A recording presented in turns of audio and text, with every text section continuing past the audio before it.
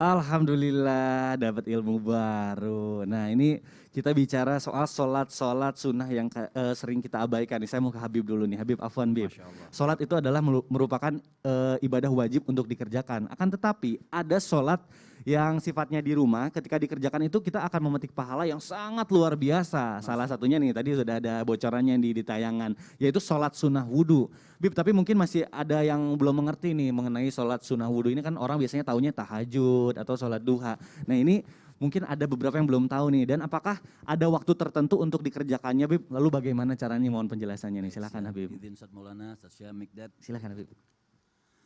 Assalamualaikum warahmatullahi wabarakatuh. Waalaikumsalam warahmatullahi wabarakatuh.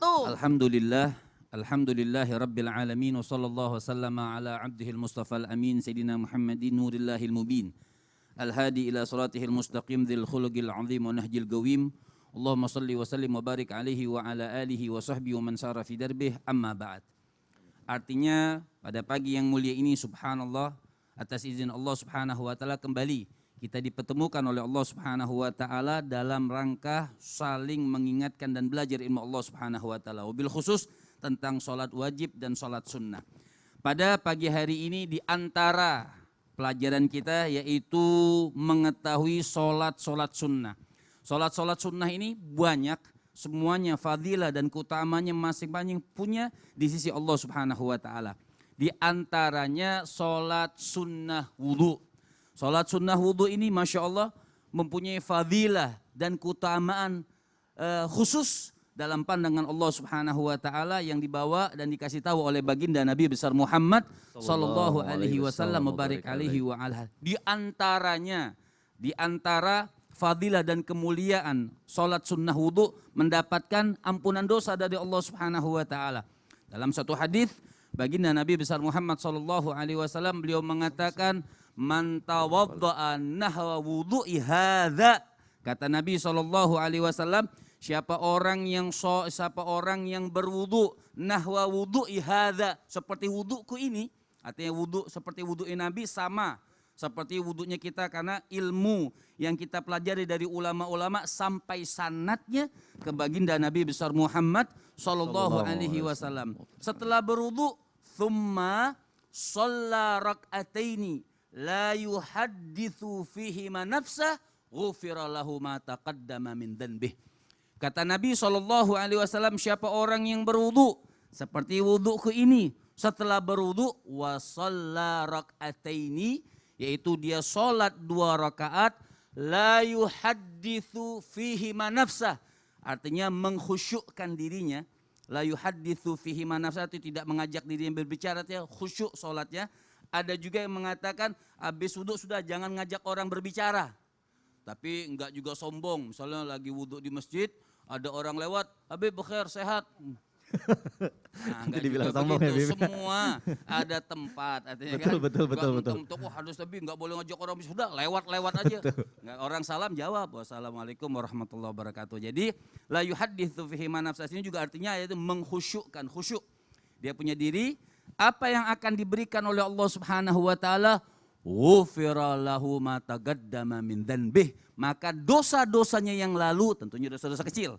Dosa besar butuh taubatan nathu ai saghair, itu dosa-dosa kecil. Dosa kecil kita juga banyak, Masya Allah, setiap hari 24 jam bikin dosa, mau tidur bikin dosa. Ya. Artinya ghufira lahu ma taqaddama min dhanbih, maka dosa-dosanya yang lalu diampunkan oleh Allah subhanahu wa ta'ala jalla jalaluhu wa ta'ala azamatuh. Nah bagaimana? Juga yang kedua apa kata Nabi sallallahu alaihi wasallam? Kata Rasul sallallahu alaihi wasallam, orang mamin muslim yatawadda fa yuhsinul wudu'a.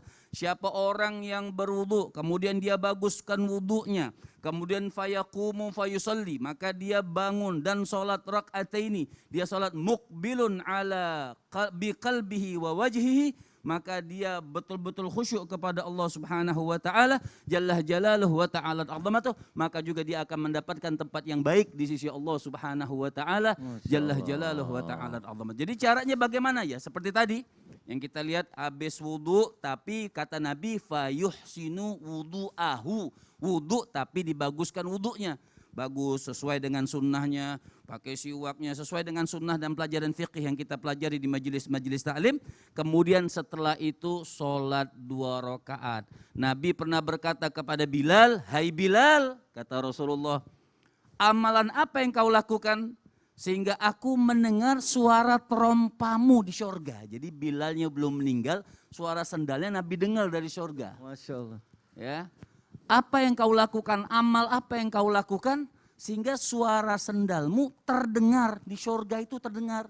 Masya Allah, Bilal, Masya ya Allah, Bilal. Masya Allah. Maka Sayyidina Bilal, beliau mengatakan tidak ada amalan yang aku turutkan dari Nabi SAW kecuali setiap aku setelah bersuci, artinya setelah berwudu, aku sholat 2 rakaat. Masya Allah, Masya sendalnya Allah. udah masuk surga duluan dengan sebab barokah daripada sunnatul wudu. Masya Allah. Jadi kalau sendalnya udah kedengeran, insya Allah nanti yang punya sendalnya juga Masuk. ikut masuk surga ya Bib ya. Masya Allah luar biasa. Bib, Afwan mungkin niatnya ada yang belum tahu, mungkin Bib gimana Oh Bib? ya, niatnya usolli sunnatal wudu rakaataini lillahi ta'ala. Atau Lillahi bahasa ta'ala. Indonesianya, aku niat sholat sunnah wudu 2 2 rakaat karena Allah Subhanahu wa ta'ala. Masya Allah. Aduh luar biasa. Dan kapan saja boleh. Kapan saja boleh Karena ya Bib dia ya? sabab mutagaddim, nanti kita jelaskan insya Masya Allah. Allah, Alhamdulillah. Yang pertama ini kita udah dapat nih sholat sunnah yang sering kita abaikan, memang betul banget tuh sholat sunnah wudhu. Kadang kita suka lupa meskipun kita udah tahu.